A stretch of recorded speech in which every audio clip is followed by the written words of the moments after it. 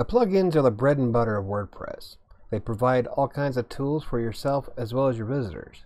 It's one of the reasons why WordPress is such a popular tool on the internet. I'm Michael with WriterSanctuary, and today I'm going to show you 3 different ways you can install plugins on your WordPress website.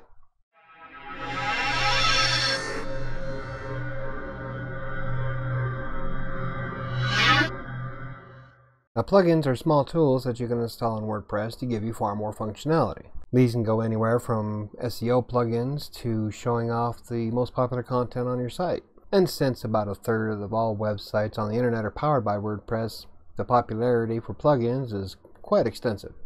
In fact, currently there are about 60,000 plugins in the WordPress repository alone. And that's not including the third-party plugins that you can download from other sites. So let's jump into it and see how we can install these plugins. Now, the first method I'm going to show is probably the most popular way, is because it goes through the WordPress repository and it is just essentially point and click. So the first thing we're going to do is go to plugins, we're going to go add new, and for this example we are going to install WordFence. So from here we just hit the install now button and activate. And once WordFence is activated, it comes up with a screen where you can sign up and get updates regarding your website. So if you want to fill out any information, you can. Not all plugins will have this. So now the one thing you need to keep in mind is that the WordPress repository does not have the best search engine. It can be downright impossible to find specific tools that you're looking for. For example, let's say that I want a nutrition panel. And when it comes up is that we have a recipe plugin, a meal planner pro for recipes, diet master integration. But one thing you'll notice is that we'll have the Facebook Instant Articles plugin for WordPress, which has nothing to do with nutrition. So sometimes you have to sift through the junk to find exactly what you're looking for, and I wish that Automatic, the developers of WordPress, would have put more effort into the search engine rather than forcing people to use Gutenberg. And yes, I do have a bias against Gutenberg. Okay, so what if you downloaded a plugin from a third-party website in a zip file? Well, in that case, we would go to Add Plugins, and this time we will hit the Upload Plugin button. From here, we hit the Choose File, and we added the plugin zip file, and we just hit Install Now. WordPress will go ahead and unpack everything automatically, and then you just hit the Activate Plugin button, and as you can see, I now have Yoast SEO.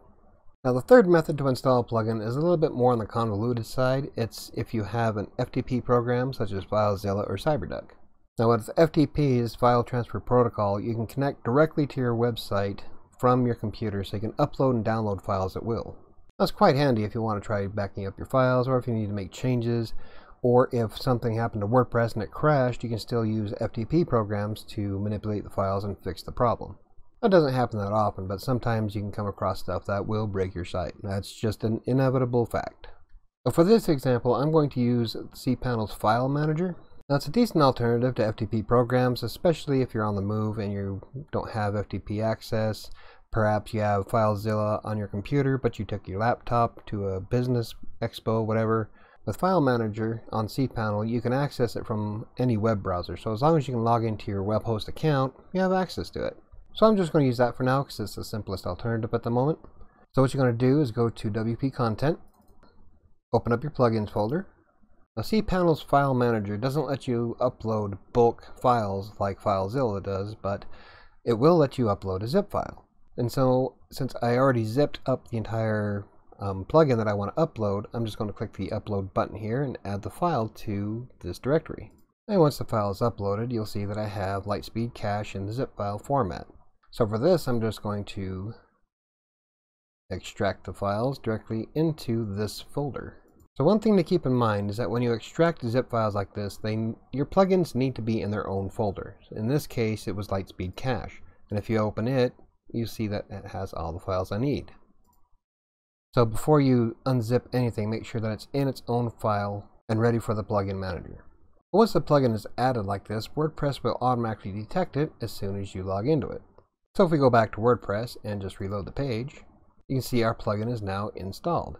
All we got to do now is click on the Activate link, and now I have Lightspeed Cache installed on the website. So those are the 3 simplest ways to install plugins on your WordPress website. It's relatively easy to do and doesn't take a lot of time. In fact, the most difficult part of installing a WordPress plugin is sifting through the repository and finding something you want to use. And there's a ton of different tools out there. You can do everything from install calendars, you can set up booking websites, you can add a real estate site. There's just a ton of different things that are out there for WordPress. One thing you need to keep in mind though is that the more plugins you add to your WordPress website, the slower it could become.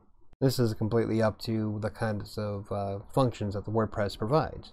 So if you install a bunch of plugins that retrieve data from a database, especially if the database is a third-party website, it could exponentially slow down WordPress. So the best way to go about it is to just make sure you have the tools that you intend on using and try not to overdo it. So what kind of functions would you like to put into your website? Leave them in the comments down below. My favorite plugin is definitely Yoast SEO, simply because it helps with search engine optimization, but it also improves your writing ability. I've created a couple of videos in the past about how Yoast has helped me write content for clients, whether they're in TextBroker or in private. It's a great tool all around, and the free version is just superior, and as soon as I can afford it, I'm definitely upgrading to the Pro. But if you find the video informative, hit the like button. If you want to learn more about TextBroker, freelance writing, WordPress, or anything else that I cover, hit the subscribe button. You can also reach me on social media. But that's going to do it for me today. I'll see you tomorrow.